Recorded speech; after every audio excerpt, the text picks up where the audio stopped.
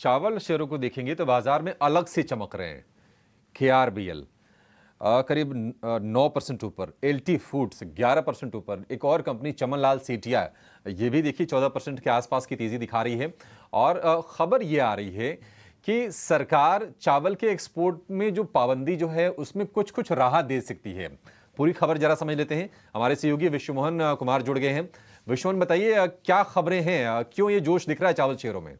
देखिए अभिषेक, आपको याद होगा पिछले साल सरकार ने जिस तरह से तेजी से दाम बढ़े थे महंगाई की चिंता की वजह से, उन्होंने पैराबॉइल्ड राइस पर के एक्सपोर्ट पर 20% की ड्यूटी लगाई थी। नॉन बासमती और ब्रोकन राइस को पूरी तरह से बंद कर दिया था और बासमती राइस पर भी उन्होंने MEP मिनिमम एक्सपोर्ट प्राइस लगा दिया गया था, जो MEP अभी $950 प्रति टन के आसपास है। अब सरकार विचार इसलिए कर रही है क्योंकि इस बार मानसून भी देश में काफ़ी बेहतर है, बम्पर और रिकॉर्ड उत्पादन का भी अनुमान है और कई सारे ऐसे देश है, अफ्रीकन कंट्रीज खास पे और कुछ एशियाई देश ऐसे हैं जिनसे लगातार डिमांड है क्योंकि वहाँ पर 15 साल की ऊंचाई पर चावल के दाम पर है।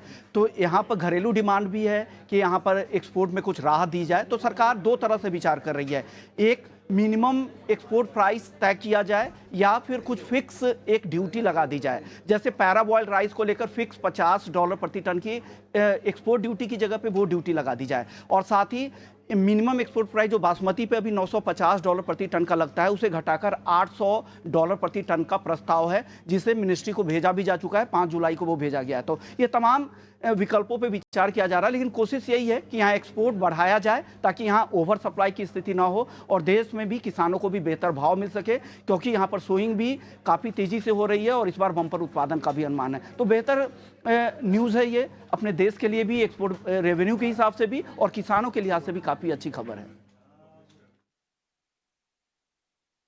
पर तो बम्पर क्रॉप की उम्मीद है, अक्टूबर से नई फसल आनी शुरू हो जाएगी। चलिए, अच्छा है, बढ़िया है ना कि दूसरों को भी राहत दीजिए और जो बाजार के जो निवेशक हैं चावल कंपनीज के, उनके लिए भी थोड़ी सी आज खुशखबरी है। तमाम शेयर ये चलते हुए आपको दिख रहे हैं।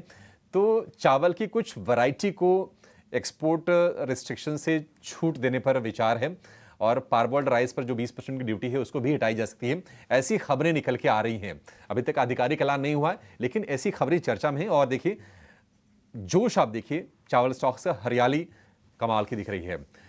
राइस स्टॉक्स में चंदन जी, अगर आपसे पूछें, अब चूंकि बड़ी तेजी होगी, थोड़ा डर भी लगता है कि अच्छा इस लेवल पर रेकमेंड करके न्यूज़ के दम पर, क्योंकि कई बार क्या होता है बाय ऑन रिमर्स होता है, सेल ऑन न्यूज़ हो जाता है। शायद राइस में भी यही हो जाए।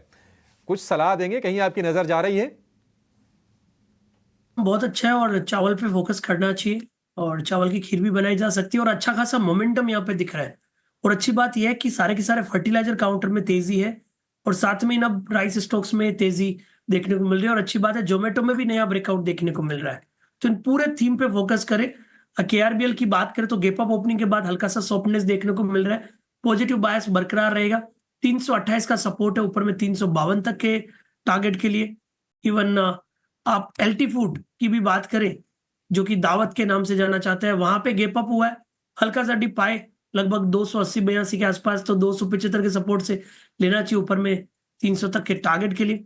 इवन चमनलाल सेठिया है, वहां पे भी पॉजिटिव हुआ है। तो सारे के सारे जो भी राइस रिलेटेड काउंटर है सब पे पॉजिटिव है। तो मेरा पूरा फोकस फर्टिलाइजर और राइस काउंटर पे, सब में अच्छा खासा मोमेंटम बनना चाहिए।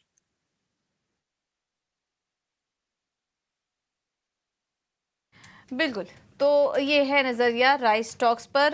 सभी काउंटर्स अच्छे लग रहे हैं, आप नज़र रख सकते हैं। 12% ऊपर चमनलाल सेठिया इस वक्त कारोबार कर रहा है।